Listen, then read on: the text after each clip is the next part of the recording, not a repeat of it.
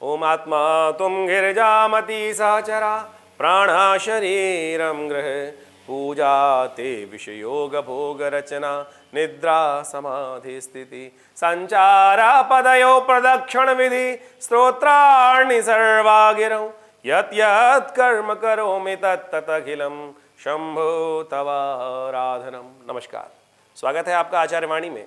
आप हमारे साथ हैं और इस चैनल के माध्यम से हम आपके समक्ष हैं। आज मिथुन राशि वालों के लिए शिवरात्रि का महापर्व क्या खास लेके आया है।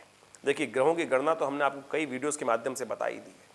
आपने भी समझने का प्रयास किया होगा कि क्या कुछ ग्रह योग आपके समक्ष होने के योग बन रहे हैं। देखिए, मिथुन राशि वालों, इस वक्त ग्रहों को समझने का प्रयास करें तो आपकी राशि के अनुसार से देखिए, जो केतु है वो पंचम भाव में चल रहे हैं पिछले करीब एक वर्ष से, और साथ साथ उसके साथ साथ जो शनि है अभी परिवर्तित होकर आपकी राशि के अनुसार से आ गए हैं आपके भाग्य में। शनि जब भाग्य में आ जाते हैं ना तो भाग्य को जगाते तो हैं, लेकिन सबसे लंबे ग्रह हैं, सबसे बहुत दीर्घ धीरे धीरे काम करते हैं। तो जब भाग्य में आके बैठ गए और वो हो गए अस्त, सूर्य के साथ पिता पुत्र का योग आपके भाग्य में, आपके मन में अंतर द्वंद्व उत्पन्न कर रहा है, हाँ ना की स्थिति इस प्रकार से बना रखी है। यानी लाभ जल्दी से होना चाहिए, समय भाग्य जल्दी से आना चाहिए, और भाग्य बना हुआ है लगातार लुभाने का रास्ता बना रहा है। इतने साल से तो लगातार आपको शनि परेशान कर रहे थे, और 30 वर्ष बाद ये योग आया है। शनि महाराज भाग्य में आके बैठे हैं आपके, और विशेष तौर पर वहाँ पर शुरू में परिवर्तित होते ही अस्त हो गए हैं। तो ये 2 वर्ष तक इस स्थिति में रहने वाले हैं। अस्त तो नहीं रहेंगे, जागृत तो हो जाएंगे, लेकिन उसके बाद भी भाग्य में विद्यमान रहेंगे। और शनि जब भाग्य में आते हैं ना तो बहुत कष्ट देते हैं, धीरे धीरे भाग्य को जगाने का प्रयास करते, तरसाते बहुत हैं। यानी लाभ की स्थिति बनी हुई है, सामने ग्राहक बैठा है, ऑर्डर फाइनल हो गया है, लेकिन मिल नहीं रहा है। यानी वो चीज़ें तड़पाने का बहुत योग देने वाली हैं। तो उसका उपाय क्या करना चाहिए वो भी आज हम आपके समक्ष बताने वाले हैं। और ग्रहों की स्थिति पहले समझ लें। बृहस्पति महाराज का योगा योग जो है वो चल रहा है आपके दशम भाव में, और दशम भाव में बड़ा विचित्र प्रकार का योग बनता है दशम भाव में। और दशम भाव में ही आ गए शुक्र, और वहाँ देवगुरु दैत्य गुरु दोनों मिलकर किस प्रकार का खेल, शयमात का खेल चल रहा है। यानी सफलता, पूर्णता, कार्य, सम्मान, इन सब पर दोधारी तलवार, यानी इधर उधर स्थिति बनी हुई है। तो ये जो स्थिति बनी हुई है बड़ी अंतर्द्वंद उत्पन्न करती है। और ये जो ग्रहों का परस्पर, देखिए सूर्य और शनि एक साथ, और सूर्य की वजह से शनि हो गए अस्त, जो दशम भाव, जो आपके नवम भाव में चल रहे हैं। और दशम भाव में देवगुरु और विशेष तौर पर दैत्य गुरु, शुक्र और बृहस्पति दोनों एक साथ। ये जो द्वंद्वात्मक स्थिति है, परस्पर विरोधी ग्रह स्थिति है, ये पूरे विश्व में युद्ध के स्थान देती है, अंतर्द्वंद देती है, और लड़ाई झगड़े का योग देती है। तो आपके घर में, आपके भाग्य में भी, आपके मनोमस्तिष्क में अंतर्द्वंद का स्थिति बन सकती है। ऐसे में बड़ा सुंदर योग बन गया है शिव महारात्रि का योग। ऐसे में आप बड़े सुंदर तरीके से भगवान का जप करके, एक छोटा सा प्रयोग करके, एक छोटा सा प्रयोग, देखिए जो मिथुन राशि है किस संबंध रखती है, बुध से राशि संबंध रखती है। और बुध राशि विशेष तौर पर जो कहती हैं कि यदि आप विशेष तौर पर एक कार्य कर लें, भगवान को प्रसन्न करने के लिए बिल्व पत्र भगवान पर अर्पित करें उस दिन विशेष तौर पर, समस्त सामग्रियों के साथ साथ जो अखंडित बिल्व पत्र हो।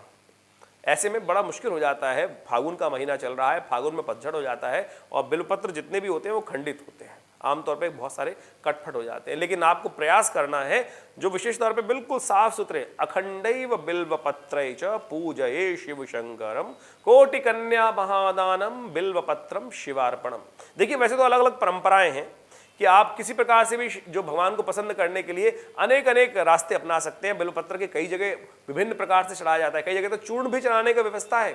लेकिन आपकी राशि के अनुसार से हमने एक सूत्र दिया है आपको, अखंडैव बिल्वपत्रै च पूजये शिव शंकरम, यानी बिल्वपत्र खंडित ना हो कहीं से भी। तो ऐसा बिल्वपत्र भगवान को यदि आप अर्पित करें और भगवान का पूजन करें, मंत्र भी आपको बता देते हैं, क्योंकि आपकी राशि के अनुसार से समझ लीजिए कि इस वक्त जो ग्रह हैं वो विशेष तौर पर आपके स्वास्थ्य के दृष्टिकोण से भी समस्याएं उत्पन्न कर सकते हैं। क्योंकि बृहस्पति जब जिस प्रकार का योग बना रहा है वो कहीं ना कहीं आपके हृदय को भी आघातित करने का योग बनाता है। जो लोग बुजुर्ग हैं, जो विशेष तौर पर जो बड़ी एज के हैं उनके लिए विशेष तौर पर ऐसा समय स्वास्थ्य के दृष्टिकोण से हृदय पे विशेष तौर पे ध्यान रखने का योग बनता है, तो ऐसे में ध्यान रखने का प्रयास करें, तब आपके लिए बहुत श्रेष्ठ रहेगा। अन्यथा ये कष्ट देने के योग बना सकता है ये ग्रह का योग। तो आप सावधानी के साथ कुछ प्रयोग करने का प्रयास करें और भगवान शिव पर शिवरात्रि के महापर्व के दिन भगवान शिव पर बिल्वपत्र अर्पित करें। अखंड बिल्वपत्र जो है उनको लेकर ओम नमः शिवाय का जप करते हुए एक एक कर बिल्वपत्र अर्पित करें। यदि 108 बिल्वपत्र भगवान पर प्रसन्न करने के लिए शिवरात्रि के दिन अर्पित करें तो बड़ा ही शुभ रहेगा। अब समस्या ये हो जाएगी कि अखंड बिल्वपत्र कहाँ से पैसे कम मिलते हैं, 108 मिल जाए तो बहुत श्रेष्ठ है, नहीं तो उसका भी शास्त्र में उपयोग बताया गया है।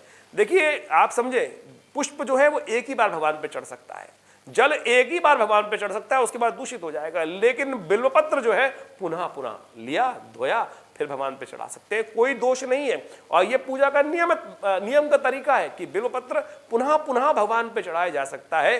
तो आपको हमने समस्त शंकाओं का निवारण इसमें कर दिया है। शिव महारात्रि जो है विशेष तौर पर आप समझ लीजिए सिद्ध रात्रि है, सिद्ध रात्रि, आम रात्रि नहीं है।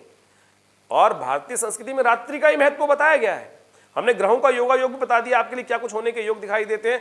और समझ लीजिए एक वर्ष में एक बार ये योग बनता है शिव महारात्रि का। ये रात्रि जो है आपके समस्त जो कष्ट हैं उनको दूर करने का योग बना सकती है। तो आप कोशिश ये करें शिव महारात्रि पर भगवान को प्रसन्न करने के लिए बिल्वपत्र लेकर भगवान शिव पर ओम नमः शिवाय का जप करते हुए या रुद्राभिषेक करते हुए, रुद्राभिषेक भगवान को करते हुए उसी से बिल्वपत्र का जो दग हो सकता है पानी में लेकर उसी से अभिषेक भगवान का करते हुए अभिषेक करें।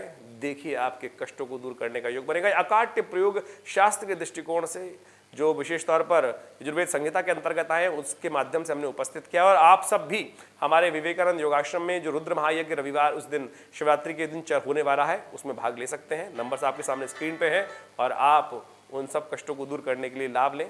धन्यवाद।